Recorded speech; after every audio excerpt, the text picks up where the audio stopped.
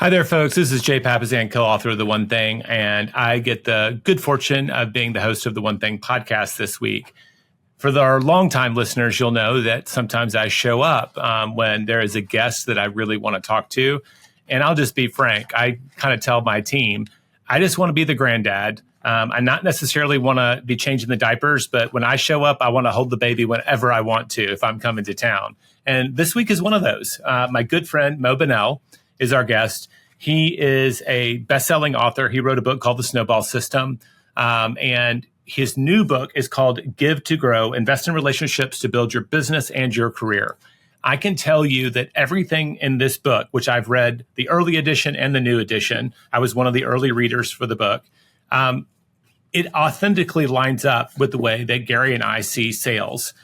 You're not trying to have a great year. You're trying to build a great career. And it's a relationship business. Gary often says, I don't want to focus on the transaction. I want to be your realtor for life in the real estate context. And Mo's been living that mantra for his entire professional career. I've had the good fortune of coming together with lots of other authors at his residence in Atlanta. And he has demonstrated how he is willing to give with no expectation, but also strategically, so that we all are leaning into win-wins together. I hope you will learn a lot from this episode. I did. We went deep on how to be intentional in our relationship building, especially in regards to how we can further our careers and our businesses. He shared, and I've never seen it said this way, that there's not just one exponential result, like we talk about with The One Thing, but there are two exponential geometric results that you get by taking this give to go approach. And frankly, it's just a better way to live.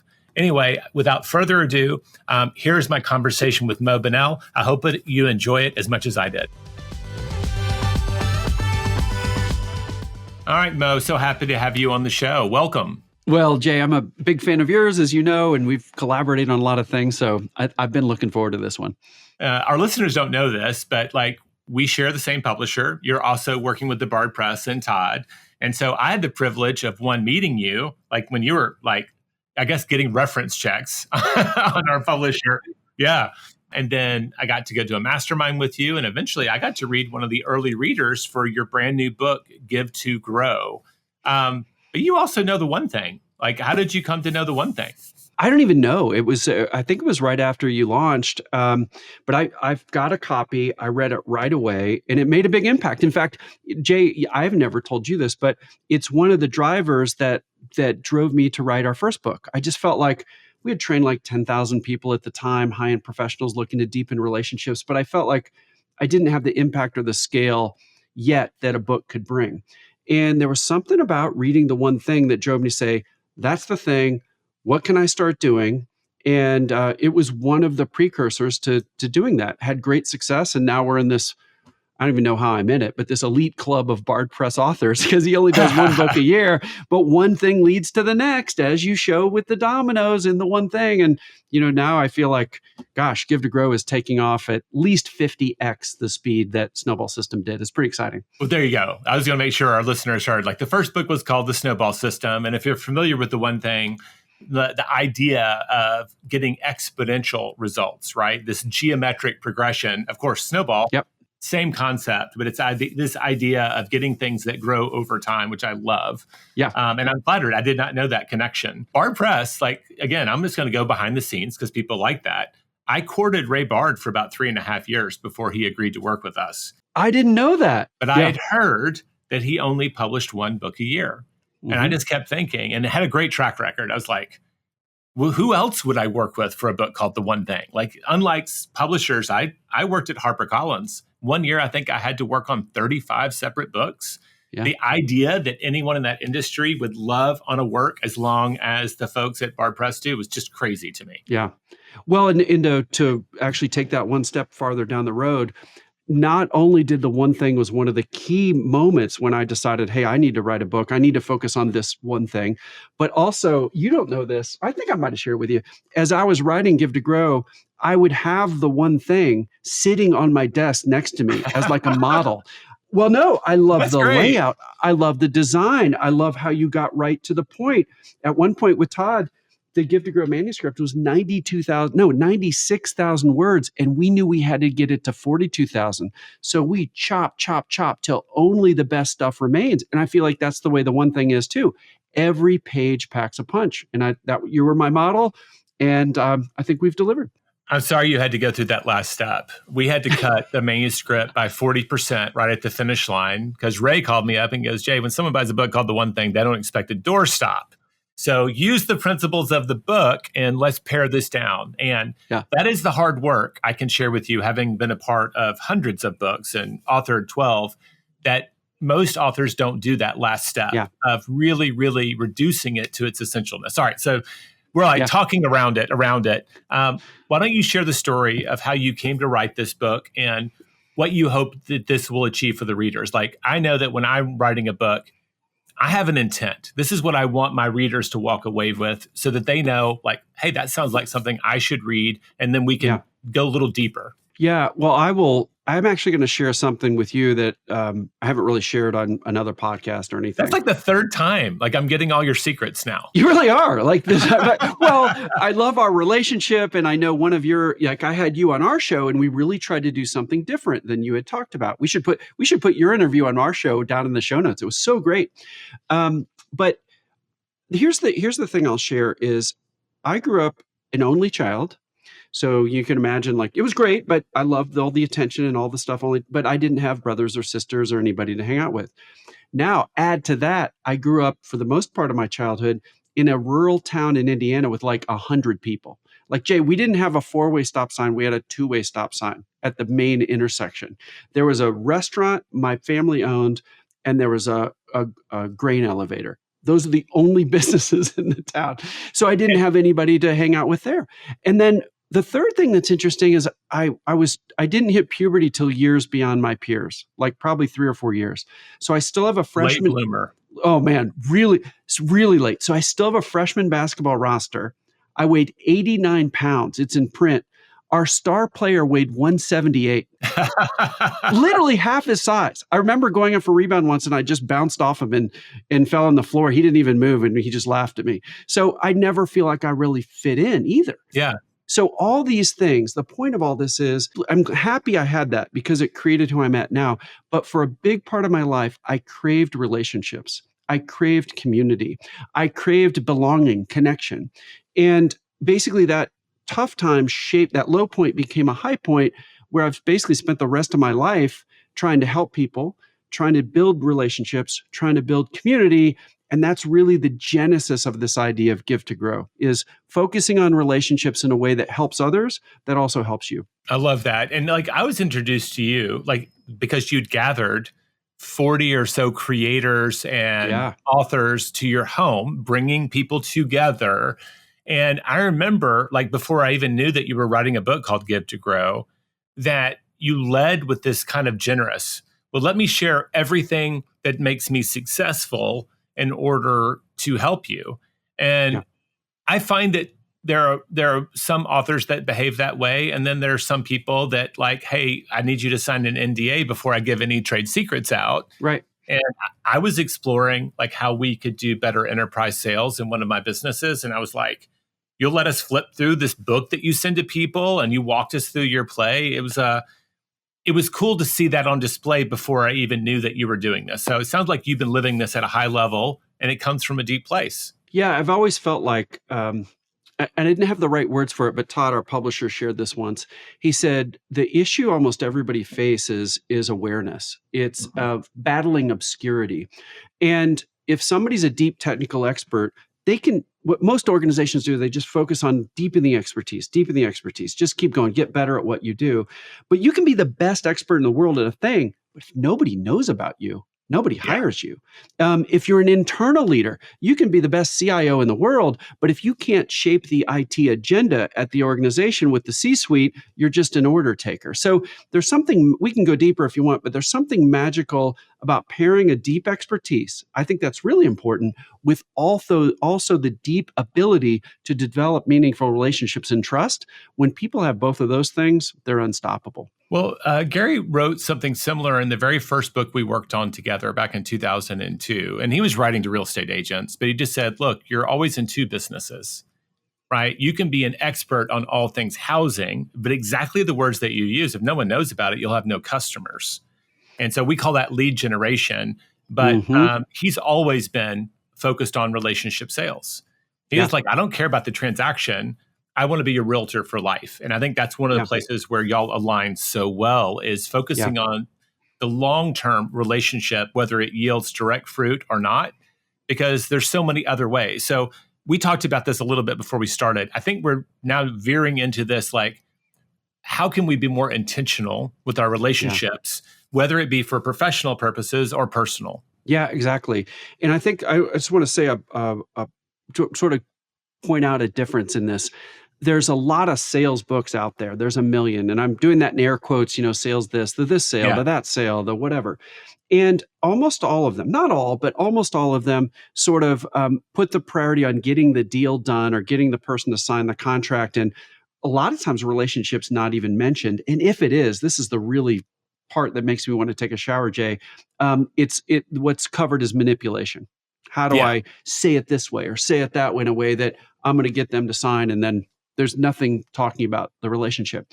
One of the headlines in the book that people have loved is, a great deal might make your year, but a great relationship can make your career. And what we're teaching in Give to Grow is that it's like, hey, just like you and Gary, and I feel it from you too all the time, focus on generosity, focus on the relationship. Now do it strategically in ways that's going to help your business grow too. And that's what we can unpack a little more. There's a way to grow a business where relationships are paramount. But I think, I really believe that this 50x interest we're getting in Give to Grow versus Snowball System, and Snowball System did really well, but I really think it's the title. It's the idea of giving first in a way that feels good. It's authentic. You can get up in the morning and be excited about it. And it just also happens to grow your business. I love that. Like, one of my favorite books, it just had a great title. You're making me think of it, was The Go-Giver. Do you remember that? Oh, Bob Burg. It's so good. It's beautifully aligned with Give to Grow, I think. Oh, yeah. And what I found is that the people who want to lead their lives to, all they have to hear is a title like Give to Grow. And they go, that's for me. Because they distinguish between kind of a transactional style of business and a relational style. How do people, like, I want to always go to the one thing, but like, if I wanted to focus, I'm a business owner, I'm a leader, I'm an individual contributor, right? I've got to sell myself if I'm an employee. I've got to sell my accomplishments, so that there's ways that I do this in a way that I get the full opportunity for the value I deliver as a business owner, as an individual contributor. What's the one thing to approaching this so that you're being true to the relationship first versus self-interest? Yeah, and we can lean on science here a little bit, because the peer-reviewed, the evidence-based research will give us a path.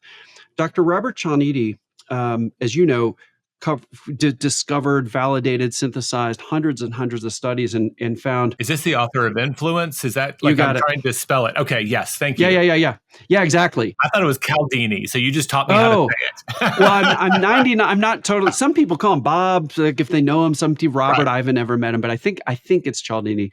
Hopefully, I'm not wrong. But he found these 6 levers of influence, and a lot of people use them in a manipulative way, like, dial up your scarcity, because that's one of the 6 levers. These are not the droids you're looking for, right? They want to be, they want to have those Jedi mind tricks. It just doesn't work that way. Right, exactly. He's really clear. If there's one thing he repeats himself in the book and in his research, is that if you try to use these disingenuously, they actually don't, not only do they not work, they backfire on you, because people see it a mile away when you're faking it. So now let's say, well, gosh, it's sort of hard to lead a relationship with scarcity. I don't have much time. You should meet with me. Or authority, one of the other levers, like, I'm the best in the world. Well, that's sort of repulsive. But get this, if we lead with generosity, if we lead with giving, that's one of the key drivers, is reciprocity. We want to repay those to give to us. I feel like that's the master key to all influence, because let's say you just offer an hour to help, just roll up your sleeves and start helping another leader in your organization, a client if it's external. You just start helping them solve their problem. Something we outline in the book we call a give to get.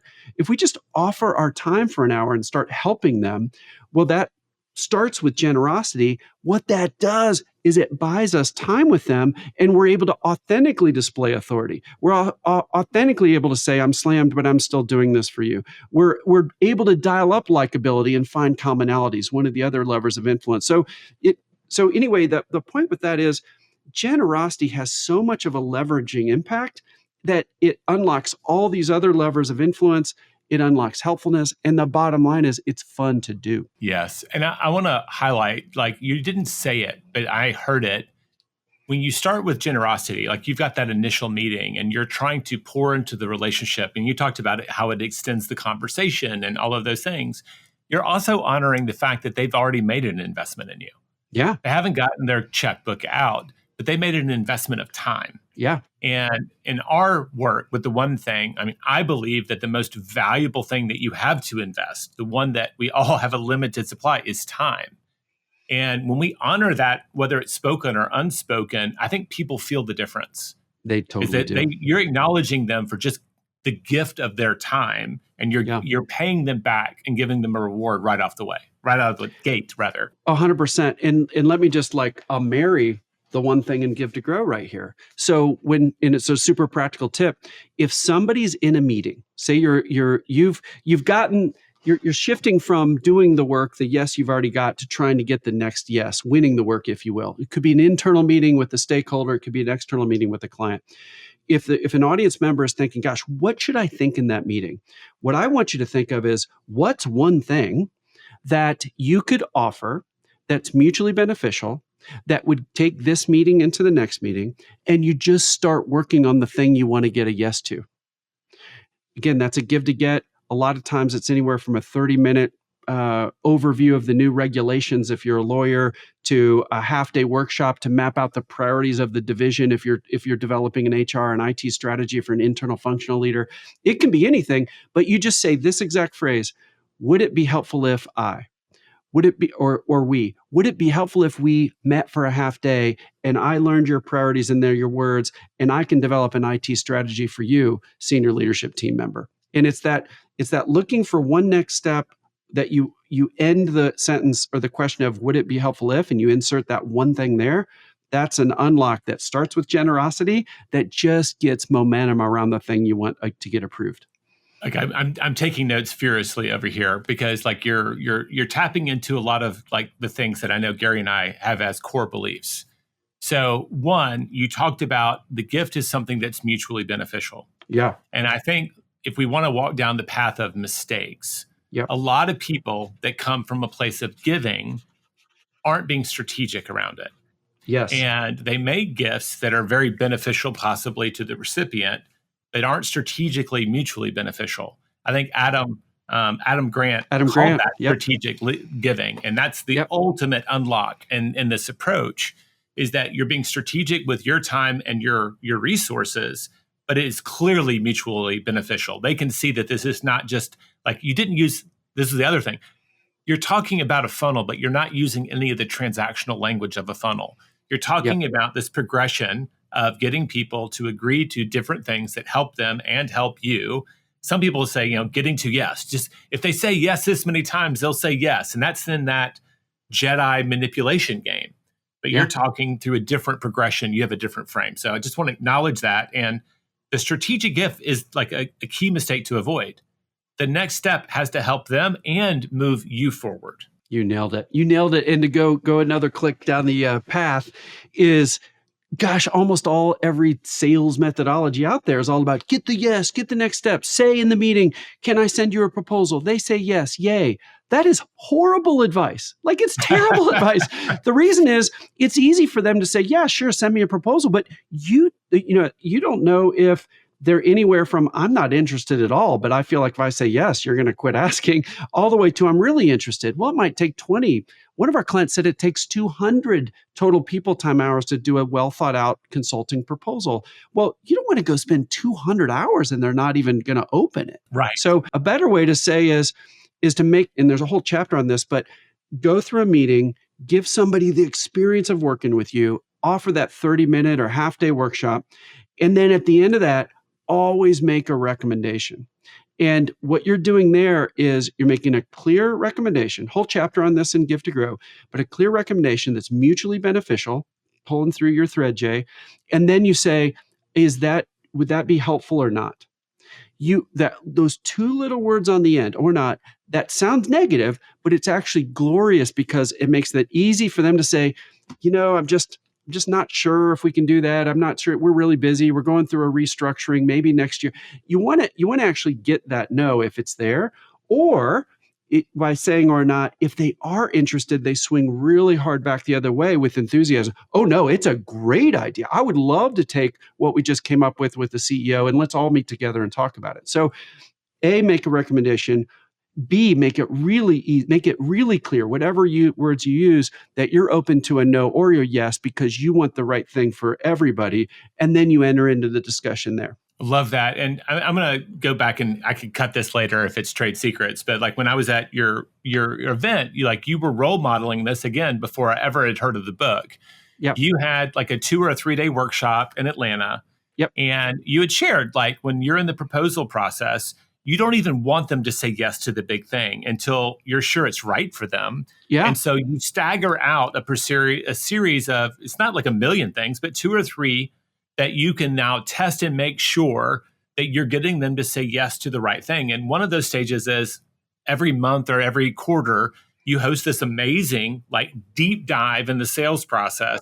Would it be helpful if we provided several free tickets for you and your decision makers to come and experience that before we really talk about rolling it out in your organization? And like, I thought about it, and then you kind of put the pin in for me. Like, yes, you're offering something that you charge. How much do you charge for that? Like $5,000 or something, or more? Yeah, $5,000 a person. So if three or four people attend, it's $20,000 of value. So again, generosity. Yep. Yeah. Keep going. And because other people in the room didn't get the tickets for free. This is not just like it's got market value of. No, there are people who are paying. You're giving them that gift of something that people are paying for. But you also now get to see that they've made an escalated yes commitment. They didn't just say yes to receiving a proposal.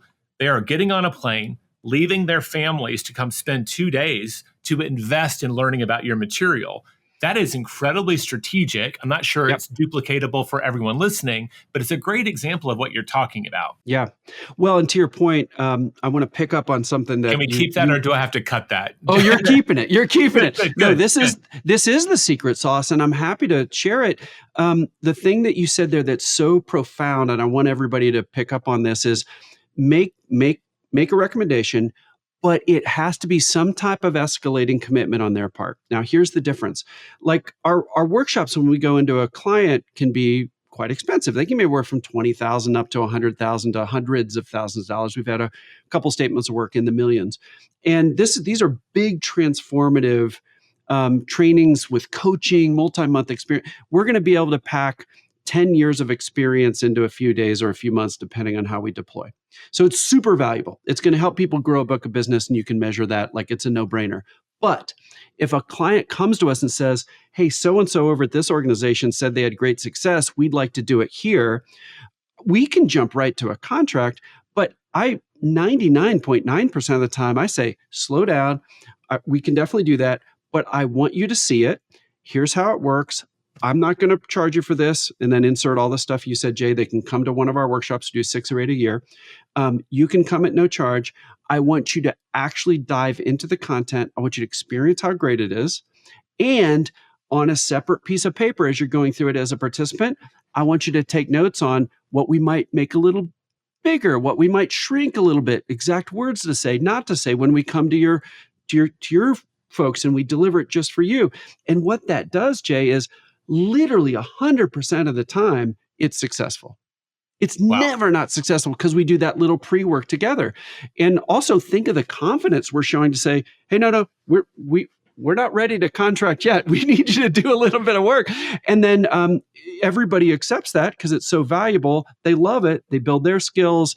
And then it's funny because it looks like it slows the process down. I think it actually speeds the process up, because when you have success 100% of the time, the word of mouth kicks in, everybody wants to work with you. Like it's playing the long game in this real strategic giving kind of way, like you're pointing out. You just said it. Like earlier you said, like this deal could make your year, or we can approach it to have a great career. And I think Gary says, like, stop focusing on having a great year and focusing on a career. Like it's very similar language in our organization. No, it's a very similar philosophy.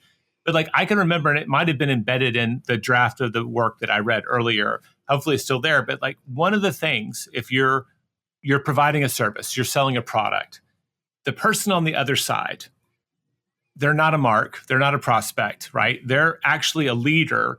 And when the moment they recommend your product, they've now attached their reputation to you. Yeah. So again, not only are they giving you their time, if they are saying yes along the way, they're giving their reputation. And we've all seen what happens if you've worked in a big place when someone makes a big deal about something and it kind of sputters. That has a real impact on their career. So whether they know it or not, you're slowing things down to make sure that there is a product market, product company fit. You're doing them a service. Again, going from this career angle, like you said, it's 100% successful. I was going to ask you, has there ever been a time when someone said, I'm so glad we came because this is actually not the right product? But it sounds like you're not even letting them come before you're pretty clear that they are a fit. That's right. If somebody's not a fit, they generally just don't take the escalating commitment of coming. So just the fact that they have to your point, take a couple days out, get on a plane, come to our location, like that actually susses out who's a fit and who's not. And then you don't keep going. This brings up one of the points in the book that I can't remember if it's in the super early version you got, but it's in the final. And we call it the Midas mindset.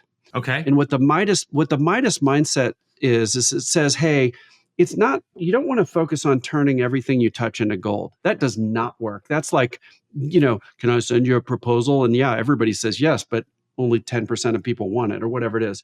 What the Midas mindset says is keep making recommendations, keep offering value, do so in a way that's an escalating commitment. And then you make it really easy for the person to say no. If they say no, great. If they say yes, great. You just keep doubling down. So basically you only keep advancing the things where they're excited and you're excited. And it turns into looking like from the outside, everything you touch turns to gold. But really you're only just touching gold things already. It's just a totally different way of thinking. I love that. And that's a great line too. I love the Midas touch. That was in the early draft that I read, by the way. Okay, good. As you said, I was like, oh yeah, I remember that, but I couldn't have explained it as well as you just did. And I go back to the gift you're giving. When you treat people this way, they not only generate referrals for you, but I know this because we do some enterprise sales with the One Thing. We go into corporations, we help them set goals. We help them bring accountability systems to their leadership, all of those things. When you treat someone right, even when it's not the right fit, executives move around. What's really cool is when someone who was your customer before and knows how you're going to treat them now becomes an advocate in a whole other part of a world that you didn't have an entryway in. And they just open the door and say, Mo, hey, I love what you did with us there. Can we have a conversation about doing it in my new home? Like people underestimate when you approach business from a career perspective, a give to grow perspective versus transactional, how it creates a chain of repeat and referral business in your life. Yeah. And that's an amplify. That is the snowball system in some ways. That is the exponential that people vastly underestimate how quickly that can add up over time. Well, I'll get a little nerdy because you love exponential growth, that domino diagram and the nerd, One Thing. So I know we're double nerding out here. Hey, buddy, I was a former actuary. Yes, you were. Yes, you were. I can't out nerd you. I can't. No, we're equal nerds. I get your family newsletter. I know we like all the same stuff. That domino diagram is so powerful in the One Thing because it visually shows how exponential growth works. I think to your point, what most people don't understand is that relationship actually to provide two exponential growth curves stacked on top of each other. One exponential growth curve is nuts. Our brains think linearly, but if we can invest in ourselves, in our communities, in our business in ways that drive exponential growth, like you and Gary have so well done, it's profound. So Here's the two levels. One is when we invest over time in an individual relationship, meaningfully helping them, much like you and I talk about how we help each other. Well, that relationship grows exponentially with one person. A lot of people Got it. don't realize that. That's curve number one.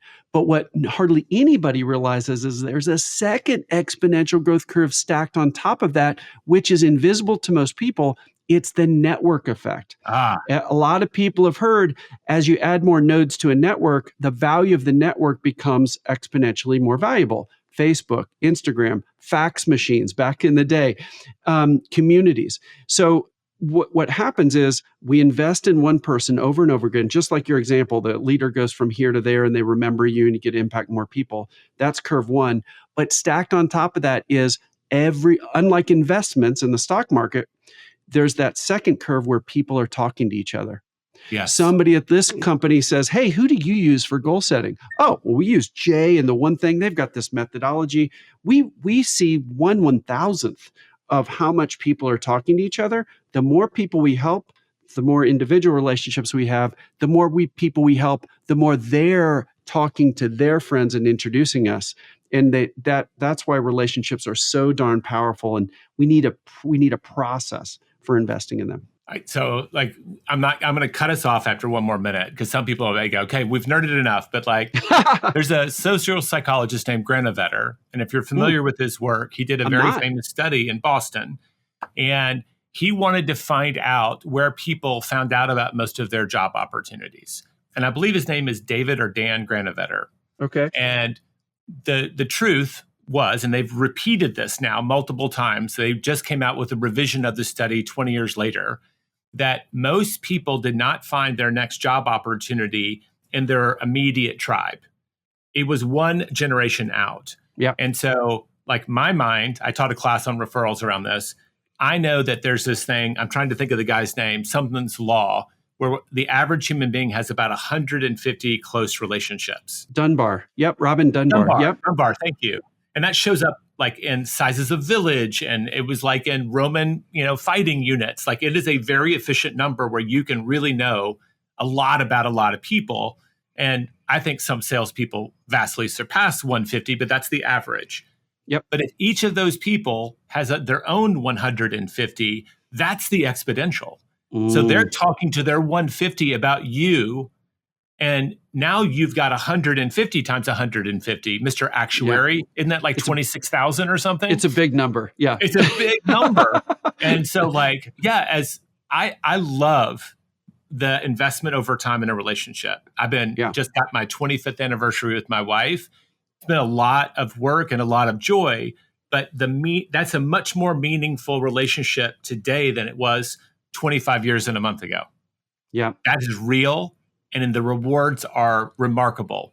But what you're talking about is this network effect, which is just absolutely blows the lid off of that as your reputation goes way beyond where you can naturally reach. So people double down on this give to grow philosophy. It is absolutely not just a way to do business, but a way to live. Yeah. So David Granovetter, now I've actually out-nerded you. I'd never expected. You totally have. Well, I've got a study in our database talking about the value of weak ties, which I think might be him, but the strength of weak ties is the name of the study. Yeah. There you go. So I forgot the name, but the value of what you're talking about is amazing. And I think that you actually explained my point better than I did when you actually when you actually give numbers to it. 150, gosh, if I had 150 people that are out there being my raving fan, if I'm the audience member thinking, God, that'd be a lot. Square it, 150 squared. It is nuts. And that's what we're talking about. And I'll tie this up with this, Jay, is I think a lot of people would get at this point in the show that gosh, give to grow could really help me over the long term. I think the great counterintuitive fact is by treating people the right way, and by giving first, it actually helps you in the short term too. So this is just short and long term win. It's a whole lot easier to get up in the morning thinking I'm going to give to people than I need to make my quota, or my origination credits or whatever.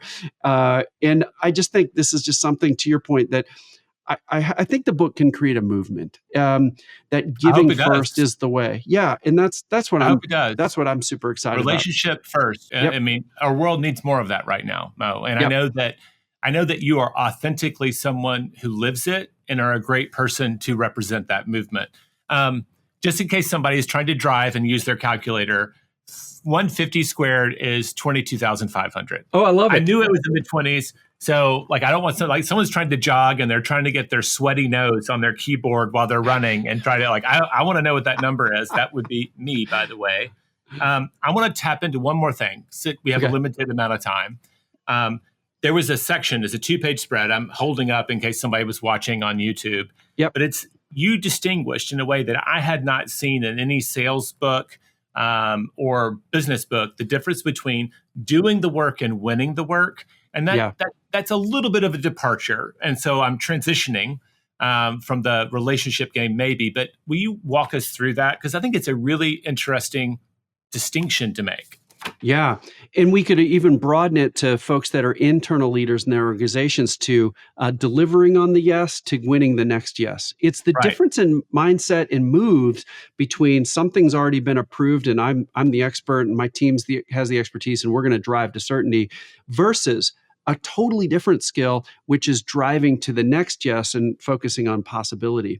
And on the facing pages in the book, we just show that for all kinds of different domains and activities, how you need to think about doing the work or winning the work isn't just different, they're exact opposites. So when we're doing the work, our clients or our stakeholders respond right away. Hey, they give you the things you need to get the job done. You're on the same team. But when we're winning the work, they rarely reply. We've got to expect 1 out of 10 responses as a success and not 10 out of 10. Emails are long enough for clarity when we're doing the work. When we're winning the work, the rule of thumb that we give is they need to be 50 words or less. Yeah. Invite them to the webinar, let them know if you need, ask them if you need to hold them a seat and be done. The reason we like 50 words or less on a winning the work email is that's one screen in Outlook on an iPhone. Even if you tried to skim it, you almost read the whole thing. You can't help it.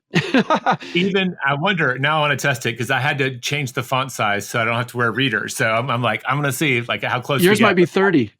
Yeah. But I love that. I mean, I tell people that when they're just communicating with any executives, Yeah. you better have everything in the above the fold, as they would say, because they may not read beyond that. So you need to lead with what's most important and honor their time. Well, it gets back to the one thing, like, don't send them 3 webinars to think about or, a thought piece and a webinar. And can I introduce you to Jane? No, just like it's one thing. Pick the one thing. Bam, bam, Make bam. a recommendation. You're recommending the one thing. Yes. Yes, exactly. There's a lot more in there, like on the chart, like communication's predictable and comfortable when doing the work, but we need to get ready for fluid and uncomfortable when winning the work. You win with the best answers when you're doing, but the best questions when you're winning. And it goes more into more detail in the book. But the point I think we can make here, Jay, is that we need to think of winning the work or relationship building activities as its own discipline. Yes. And not just think it's an add-on or something you do on magic time or nights and weekends or that worse yet, people are born with it or not. That is hogwash. If we got great at some deep expertise, we can get great at having the moves and the systems around winning the work, deep into relationships. That's what the book's about. In our parlance, when we're working with entrepreneurs, salespeople, like we go back to our original conversation, the first thing that you're going to time block is your lead generation. You need to always be looking for the next yes. And the mistake almost everyone makes when they're starting their own business is they get the first customer and they want to deliver. Like I'm in this because I love to relocate bees. And man, I am going to put on my suit. I'm going to get my little smoke gun and I'm going to give them 5-star service. And the challenge is you can get to the end of whatever your work process is and you have nothing now. And that gives you a roller coaster because it can take time for that second wave to kick in. And you have to be very proactive. So in my mind, I'm like, let's make sure that we're time blocking our win the work. And that's a different hat in this mode. Yep. And then we have the do the work where we're fulfilling the promises. And that's a different hat. And you illustrated so well, like we have to operate differently in those windows. Yeah. Well, and you just gave a sort of a black belt pro ninja tip there is because the mindsets and moves are completely different when doing versus winning. One of the things someone can do is to block off time to do the lead generation or the winning of the work, because the first outreach you do is a little clunky. The second one's a little easier. The third. So because you have to toggle between these different mindsets and doing versus winning, it can be really helpful to have a block of time on the lead gen or the winning of the work stuff, because you get in a role. If you try to fit it in 5 minutes here and 5 minutes there when a Zoom call ended, it just doesn't work well because you can't get in the rhythm because it requires a different way of thinking. Well, I briefly nerd out, like in our research around multitasking, when you're doing two kinds of tasks in the same period, it may seem like you're operating in the same place in your brain because these are all CPAs that I'm talking to, but you're actually accessing different rules. What are the rules of winning the work versus the rules of doing the work, as you very clearly illustrate? You're going to lose a lot of effectiveness in time. Bingo. So like you call it batching, there's all the different words, but like put all of your likes together and you will develop a rhythm. You can even get into flow, dare I say, and really execute at a really high level, maybe for a shorter sprint, but then you can turn your focus to the other. So we're speaking maybe some different words. I actually like winning the work better than lead generation, but we had to find a way to combine prospecting and marketing into a bigger bucket. Yeah. But again, eloquently tying back to the one thing, because of some of that batching and how do you actually execute on this stuff is at the tail end of the book. It's so good. Well, I love that you bring science and experience and passion to this topic. I interrupted you. What were you going to add? Oh, I was just going to say, if somebody stumbled into the One Thing podcast and hadn't bought the One Thing, the book, they need to do it. That was my point. Wow. I want them to read Give to Grow. And I loved it the first time. I'm looking forward to seeing what's different the second time. Yeah. What's the one thing, if people listening to this, they've been out walking the dog, driving to work, what's the one thing they should take away? Like I always want, after any learning session, I love it when people will make an appointment with themselves to take the very first step towards something. What's the one thing they should do after listening to this conversation? Yeah. Can I cheat and have a practical example and more of a mindset example? Please. Okay. Of course. So practical example. Jay, you can imagine the amount of pressure an author that writes a book called Give to Grow feels about giving things away, but it is immense. So, so we developed this is super practical. We developed this super cool course on how to apply the concepts in Give to Grow that have the 50 best questions you can ask to engage a decision maker, that has a team launch guide and how you can scale the book across a team, that, and funny enough, has the top 16 lead generation methods we've ever seen, like in download. There you go. And that's all at givetogrow.info, givetogrow.info. And we created it, we wanted to give away so much that we actually created it so it makes sense and it's its own thing without the book. So if somebody doesn't have $20 or whatever it is to buy the book, they could actually sign up at givetogrow.info and get a massive amount of value at no charge. It's better with the book, but it works really well without it too. So givetogrow.info. That's the practical thing. The mindset thing I would leave people with is probably to linger on is just really important. And that is to figure out a system and to dedicate time to enhancing the skill of relationship development. Too many people think you're born with it. You're not. No way. The science shows that's not true. I could go on and on, but we need to finish. It's in the book. The people who are great at growth and great at fostering a big, getting past that 150 close relationship, Dunbar's number, and they have 1,000 close relationships. They're people who worked at it. There are people who have a system. There are people who batch their outreaches. There are people that are elevating their skills around relationships. They just make it a priority. They make it one of their key priorities, like you talk about in the One Thing. And those people have outsized results to the level that they're typically and this is in the book, at least 10x, have 10x the book of business versus average performers. And we go through the data we collected in that. So if somebody wants 10x the value for themselves, they can actually, in a fun way, focus on others. And as they help others succeed in the right ways, it actually helps them succeed. Well, now you're going all the way back to like my self-help roots. Is it Zig Ziglar? The way to get what you want is to help enough people get what they want. Some version of that. But yes, I mean, it's brilliant. It's a law, right? It's a law out there that if we, like gravity, that we can abide by and not violate. Thank you for pouring into us. You actually answered my last question, which would be, where can people find out more about you? And that would be at givetogrow.info. Yep. I hope people, my one thing for them would be, if you really like this conversation, definitely go dive into the book, into the materials. But I would say read the book. It's actually a very short, impactful read with a lot of practical takeaways. And I don't say that lightly. I have to read a lot of books to do what I do. I try to at least read one business book a week, and I usually skim 3 or 4 more. But I found this to be a book worth reading, and I actually ended up having to read it twice. And getting to read it twice would be the proper language. So thank you for putting this out in the world. I agree with your philosophy, and I think it'll make not just the industry of sales in general and entrepreneurship a better place, but maybe it'll reach out into other areas too. And that's my hope for you. Jay, that's the end of the show. That's so good. Thank you. I'm not going to try to step on that. It's a perfect ending. I will say this. I value our friendship so much. I look up to you. Look, the first time we met, I was just super excited because I love the one thing so much. I just think that if people love the one thing, they're going to love Give to Grow. And I just really appreciate all your guidance and help and support to create a great book that I think is going to really make a difference. Thank you. Thank you, sir. I feel the same way.